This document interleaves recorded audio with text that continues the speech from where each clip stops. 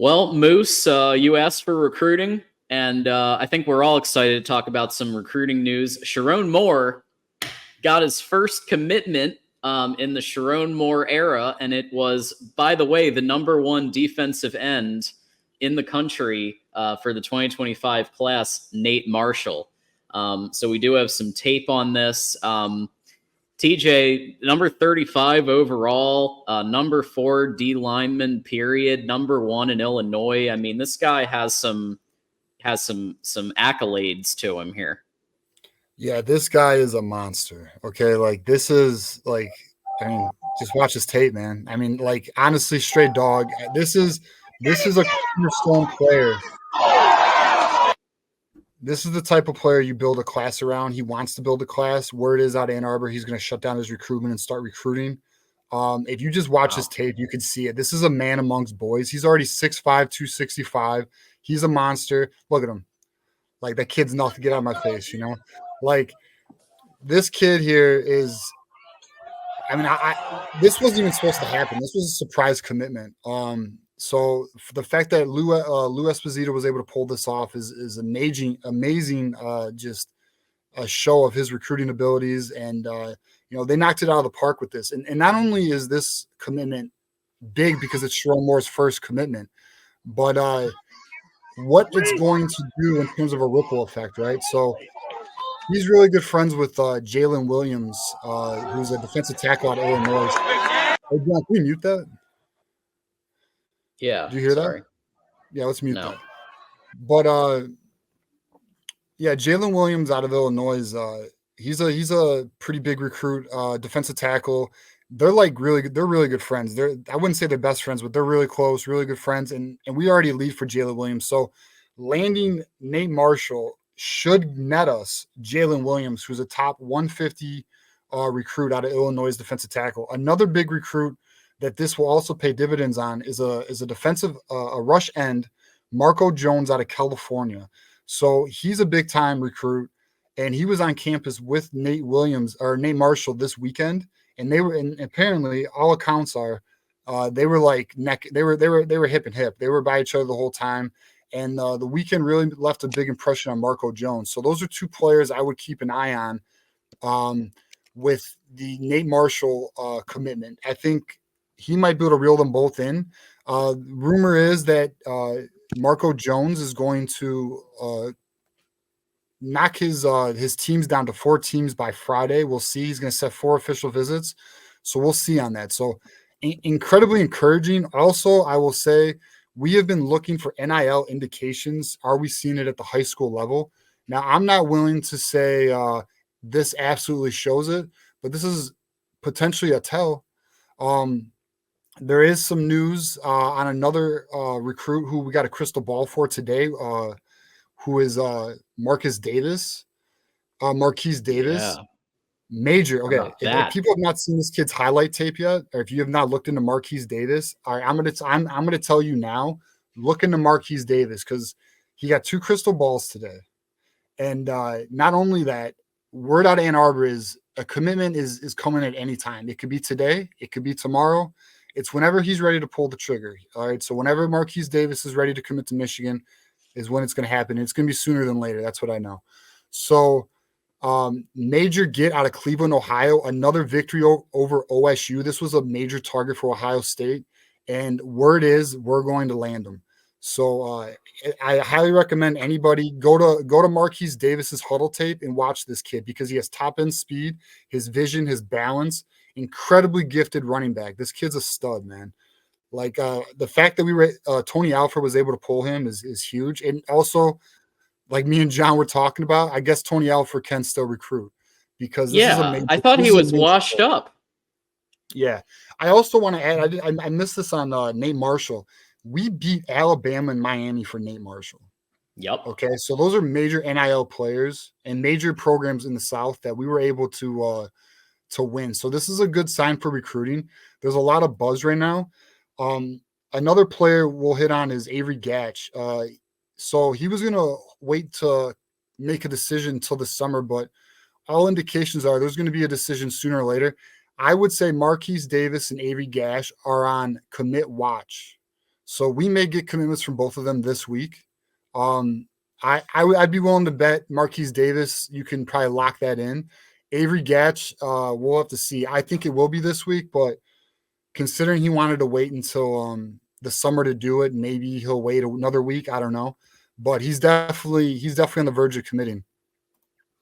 And then I want to hit on Douglas Utu, offensive tackle out of Bishop Gorman, Nevada, a former teammate of Micah Capana. All indications out of Ann Arbor is that we are leading for that, and this is a major top 100 offensive lineman. All right, this is a major get. He's not a big fan of the recruiting process. He's ranked 66 overall in the composite. This is another major get. So the offensive line situation at Michigan right now, in terms of recruiting, is going so well. They're now limiting their net. They're telling kids, and they've already received word from a kid tried to commit already, and Michigan had to turn him away. That's how good the offensive line recruiting is going. They're looking to add 3 guys this class, although they will add a 4th if it's an Andrew Balboa or a Michael Carroll. Those guys are extremely highly rated prospects, like 5-star level guys. So of course they'll take them if they can pull them.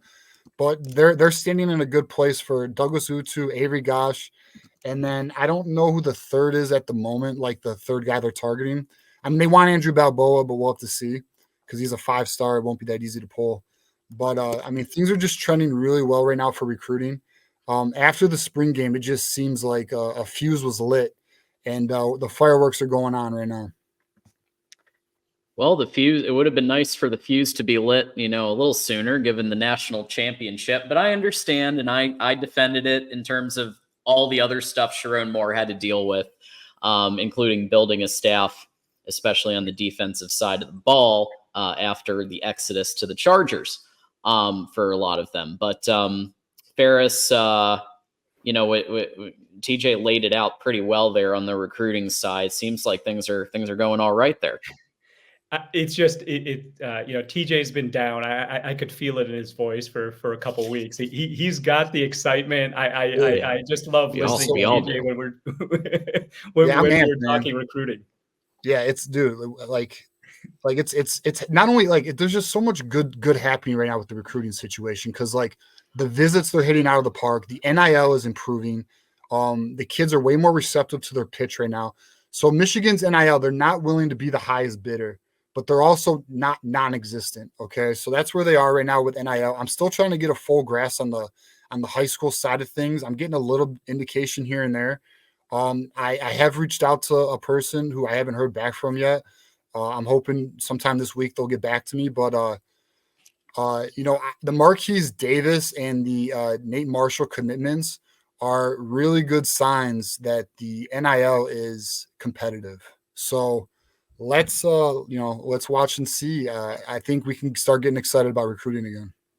Yeah, because Nate Marshall, right? He like you said, Alabama wanted him, Miami wanted him, Ohio State wanted him, and aren't they all throwing bags around? So They are, and Miami is, and word is Miami is going to keep trying. But word is Nate Marshall has said he's locking it down, and he wants to recruit for the class. So I mean, this is huge, man. Like this is like I can't even stress. For example, Nate Marshall's ranked number 35 on the composite. We have had one top 100 player in the last 2 years. We just got one, and we're trending for a few more right now. So. Let's see, man. I mean, this is what we're looking for. This is how Michigan can maintain its superiority in the Big Ten. Yeah, and I know we're all impatient about this, but all's well that ends well. We have to realize that Michigan has not had the infrastructure. I mean, I'm just going to be transparent here. The infrastructure for other teams has been there for years, if not decades.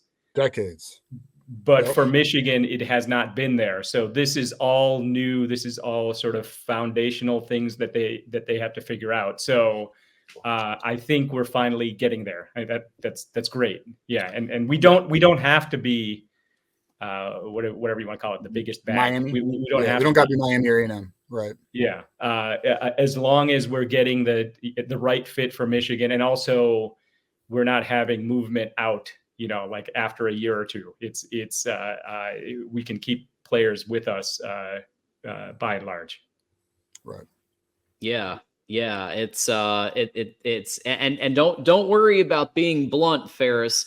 Somebody's got to be America's honesty broker here.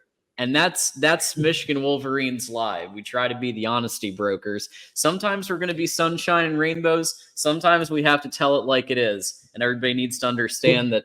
We got to do that. So Yeah, for years we thought I agree with you. Yeah, for years we thought of this as I didn't really think of Michigan as being on a level playing field with let's just I'm not going to talk about Ohio State. Let's just talk about the SEC, right? So we were not on a level playing field with that entire, or the top half of the conference. Let's put it that way. Maybe now in this new world we are. So that's great to even consider that, at this point.